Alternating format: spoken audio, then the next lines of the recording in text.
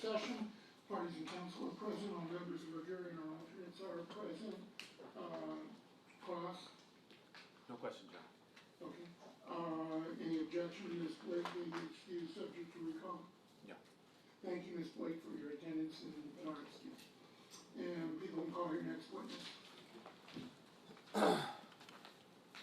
People will call Michael McStay.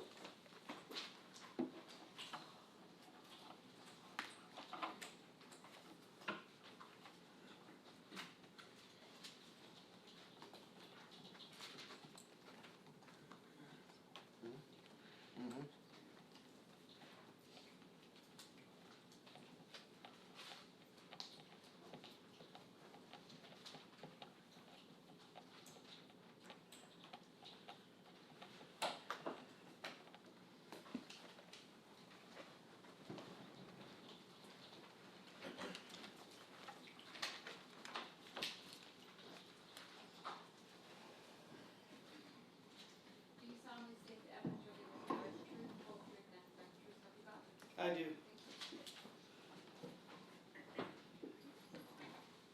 State your full name and spell it for the record. Michael McStay, MICHAEL, MC capital STAY. Good morning, Mr. McStay. How are you? I'm good, thank you. Good morning. You're, as we heard earlier, Joseph McStay's brother, correct? Yes, sir. And are you his older brother or younger brother? Younger brother. By how much? 3 years, 2 months, 3 days. So tell us what it was like growing up with Joseph. Joe was just good at a lot of things, so it was kind of hard chasing around, you know, living in the shadows, because he was, for 5'9", a short guy, he was good at basketball. He was, I mean, whatever he did, he was really good at, so always looked up to him.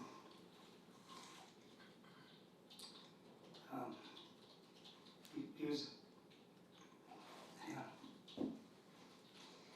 He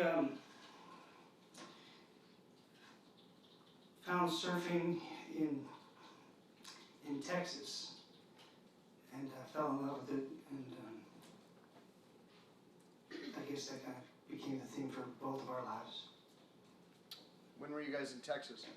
We grew up in Texas, and when I was in junior high, he moved down to Houston with my father, because we were living in Sugar Land.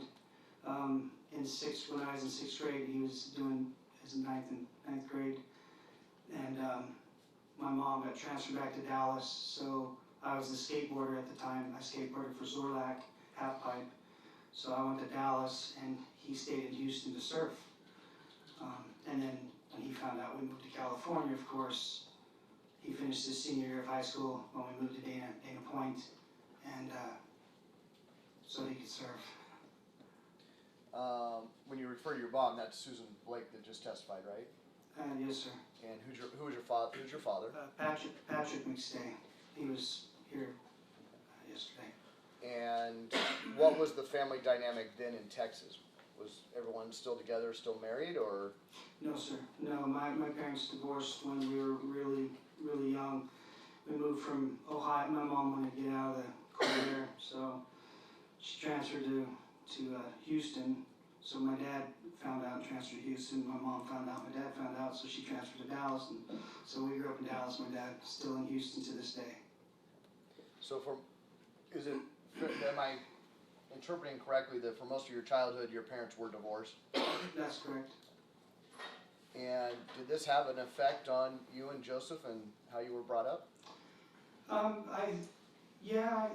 It made us tighter, I think.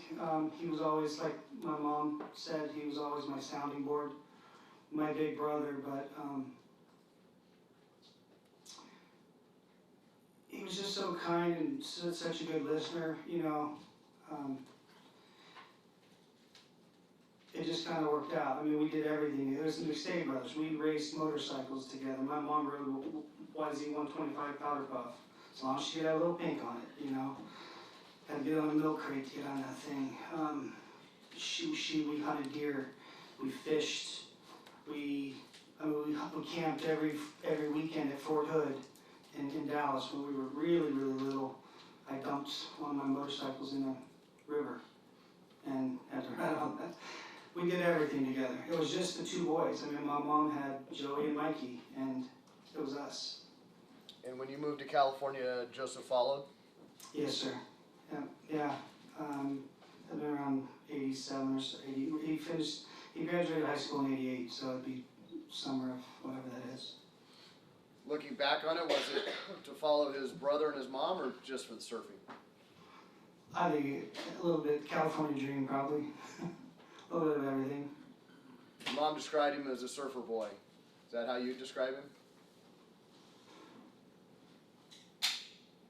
I would describe him as a kind, strong Southern gentleman surfer.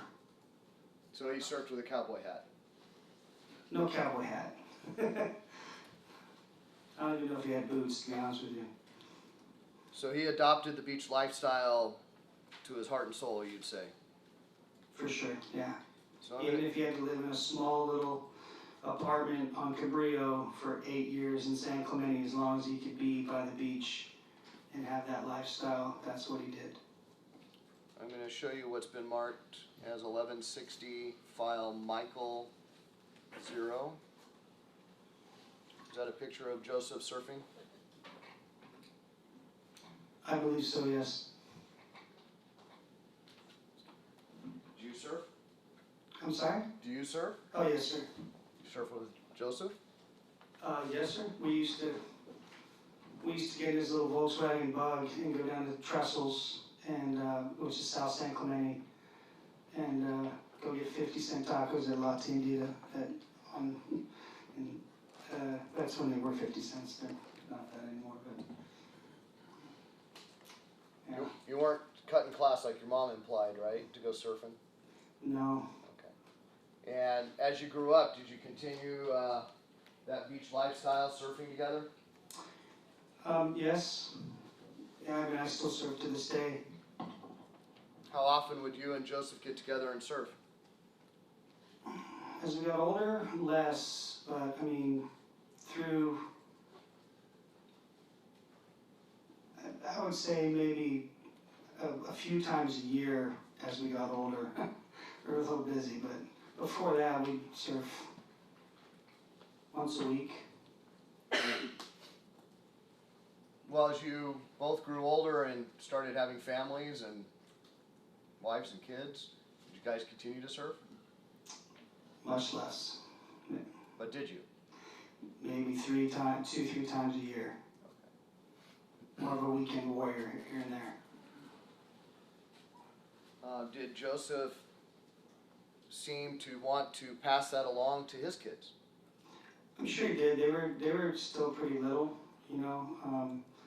But Summer, I believe, took them out on boogie boards and on the little beach breaks and had them messing around in the water. So it's just get them comfortable with the ocean first. What about Jonah? Jonah did surf. There's actually, Joey videoed. There's a video of his first wave. Of course, my brother. They tell all that you drop them at this little surf camp, and you tell them, you know, parents have to leave. And my brother sneaks around the back with his video camera, and he's filming. And that was Joey. Hands-on dad. Did you have an opportunity to observe his relationship with Jonah once he was born? Oh yeah. How would you describe it? He just loved him. I mean, I had moved back from Kauai shortly in, I think, 98, I think it was, or at the end of 97. And got to, you know, I think at the time, Joey and Heather and Jonah were living with my mother. And got to spend a bunch of time with them at that time, and then they moved to San Clemente. Cool. You know, actually, that's might not be right. Kind of block clarity. But you know, and then at some point, after the divorce, me and Joey had him every other weekend. And Jonah would either be with my Joey or with my mom doing something. And how would you characterize his interactions with Jonah, even when it was limited to every other weekend as a divorced parent? Yeah, it was tough, but I mean, he just would make sure to spend time and do something. I mean, he was trying to run a business and whatever too, but he would do whatever he could. Trying to remember all the things. I think he was really proud of him for. I mean, Joni was very musical. Went to just graduated Point Loma Nazarene. Even through all of this, but anything Jonah could hear music, he literally could play it. So you'd see Joey just always grabbing his camera and filming, the boys running around with him or whatever, at the Cabrillo house, in San Clemente. And, Joey was just proud of Jonah. Looking back on it, did you see any sign that the way you and your brother were raised in a divorce situation affect how Joseph raised his kids?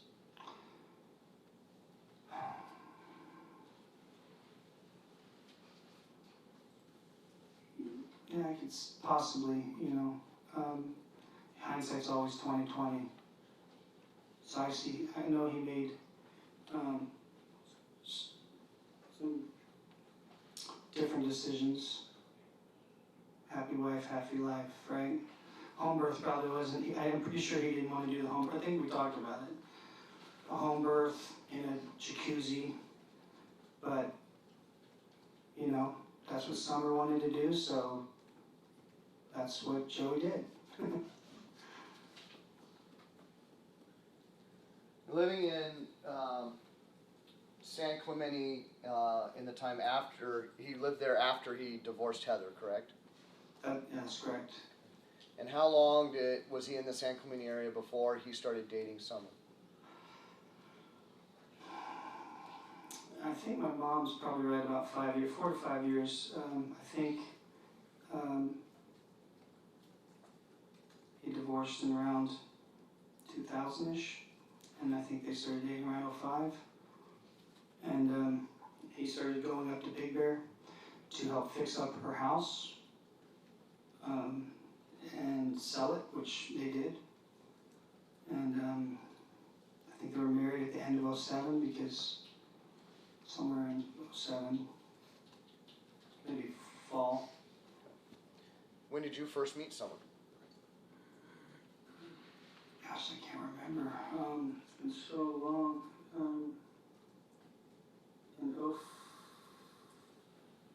Right as they first, maybe 3 or 4 months after they first started dating, I think it was 05.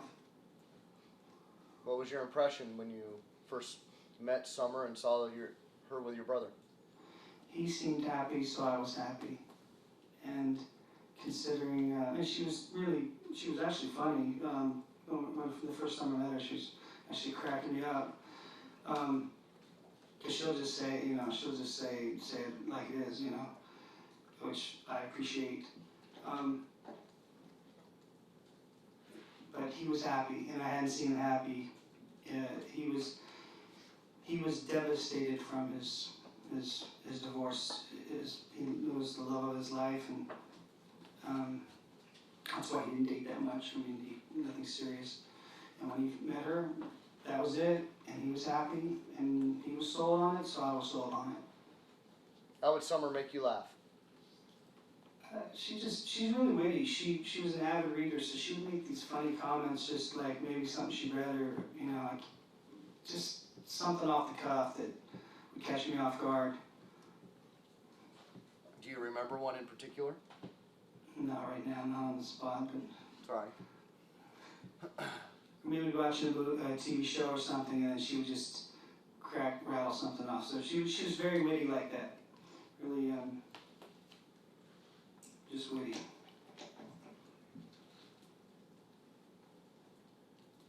some point, you learn that they're gonna get married. I did, yes. At the same time, I was getting one of my brother had helped me to, you know, he was proud of me for getting my licenses. So it was at the same time, my license got issued at the same time that we were at the altar, and he's actually saying, C16, see, what's my license? I got a C16 license, and I think he was more happy of it than I was. But here I am, just happy to be standing at the altar with my brother with a second chance, like I have. And I was just happy to, you know, be there, and I think he was happier for me. Was he always that supportive of you? Oh yeah. Can you give us some other examples of how he was supportive of you in your business ventures? It starts even well before that. If there was something that, like when the guy, I can remember as far back as in junior high, when the guys came up to me and said, hey man, you're little, and you're, you know, this was in Bachman Lake in Dallas. They're like, where's Orlac? Would you like free skateboards? And I'm like, looking at my brother like, I don't know, what do I gotta do, you know? And he'd be just, go for it, man, just go talk to him, you know? And I'm kind of shy, you know, at the time. He's like, just, you know, I mean, you're talking about like pro skaters and stuff like that all around, you know? And I'm like, you know, but that's just how he was, you know? Encouraging. I believe you testified in the guilt phase regarding some of your business relationships with Joseph. Right? Can you briefly remind us of what those were? We started a few businesses together through the years. But mainly when I came back from Kauai, he was making the fountains, the little tabletop feng shui fountains. So we started a company. Or actually, he'd already signed up for to do the trade shows in LA. So we went and took orders and went down to San Clemente, made a shop, started building these little tabletop kind of feng shui desktop type fountains, something you could put right here with a nautilus shell or, you know, terracotta bowl or just slate tears. And there was always a little turtle, because Joey's nickname was Turtle when the movie North Shore came out. So you'd always get a little turtle, little ceramic turtle in the fountain. That was kind of his signature. And we just would build those fountains. And then we did a few other things for a couple of years, returned to 2000 before I went into my apprenticeship. And then he went back into doing, he went back in around 3 or 4 to do the website with Dan, 05, to get Earth-inspired products off the ground. What was the impact on your life of your brother Joseph bringing you into those businesses and working with you? We had a lot of fun. I mean, one time we got in trouble with SDG&E down at our shop because we didn't know it, but we hung our basketball hoop for playing basketball off of the power pole. I guess you're not supposed to do that. So we'd go out on break and after building fountains or packaging fountains or making the little twigs, we had to go, you know. So we'd go out to play basketball and, you know, they were cool about it, but we, just two brothers doing stuff, stupid stuff, good stuff, you know, but innocent stuff, you know, shooting hoops, surfing. We used to snowboard. We'd surf trestles early morning, go snowboard up in Big Bear, just active lifestyle, whatever. What did he teach you about being a businessman? He was a hard worker, just outwork anybody. Just be organized, be a good communicator, and just outwork anyone. Put in the time. Did you take that to heart? Mm-hmm. Yes, sir. Does that continue to affect you to this day? Absolutely. Made it through 2000, got licensed in 07, I made it through the whole crash. You know, the economy, 9, 10, all of that. Even when my brother was doling out work on the custom stuff, and, you know, he had good years, and here we are today, you know, 12, 14 years later, whatever it is.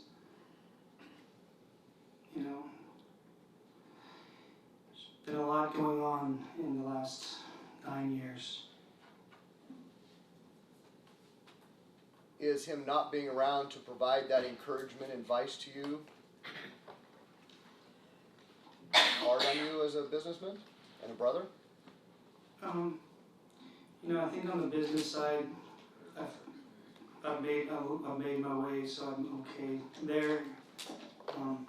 But personally, has been the hardest. You know,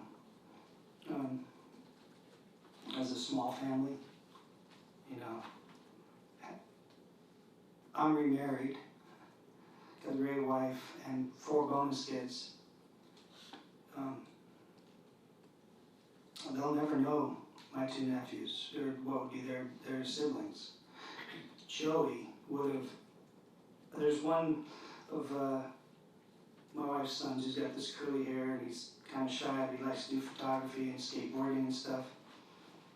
And Joey would have just totally hit it off with him, you know, because my brother was into photography and videos and video editing he took in high school, one of his electives his senior year. So they would have just clicked, but that'll never happen. You just can't get time back, and that's the one thing that we all spend we spend it so quickly, but can't get that back. You mentioned when you testified previously that your brother gave you some seed money to start a business. He did, yeah. I was working in San Clemente, which I was employed by someone else at the time. They had, I called him and said, hey, I'm working down here, I'm in your neck of the woods, let's get lunch. And he said, yeah, let's meet at OC Tavern for lunch, which was right next to his little office in San Clemente. And when I pulled up there, he had an envelope on the counter, it was $2,500. He said, you're gonna be my best investment yet.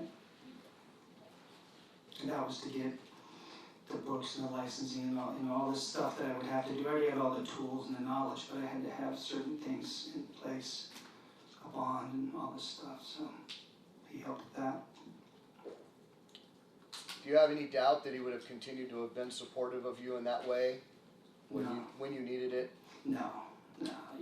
Joe was the kind of guy that, you know, everybody would say, I think even the defendant said in one of his CNN interviews that he'd give you the shirt off his back, and that's how Joey was. Joey would do that, and he did. He was trusting, and just a good man. So I don't see his behavior changing, because that's who he was. Your Honor, given the hour, would you like to take the lunch break? Sure. We'll go ahead and take our new recess until 1:30 this afternoon. Again, keep in mind the admonitions previously given to you are the form. We're expressing opinions about the case, not to discuss the case, and we'll see everyone back at 9:30.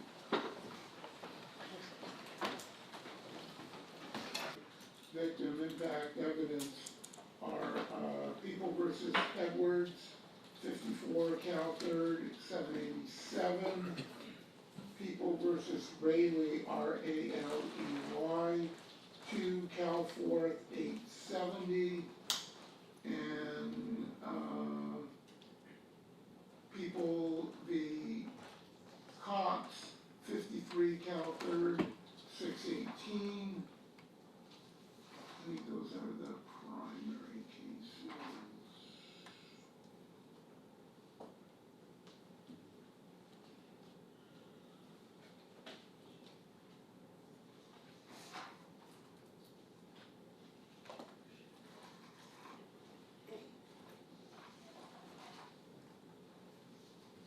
There's a long line of cases.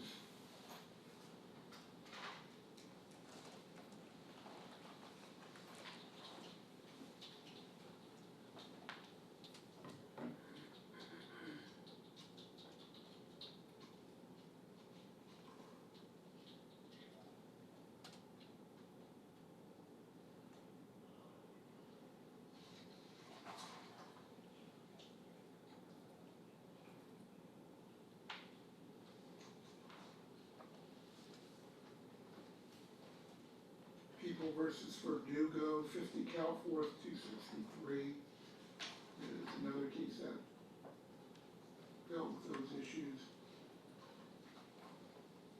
there's a long line of cases dealing with, those are the primary cases that the court had in mind, and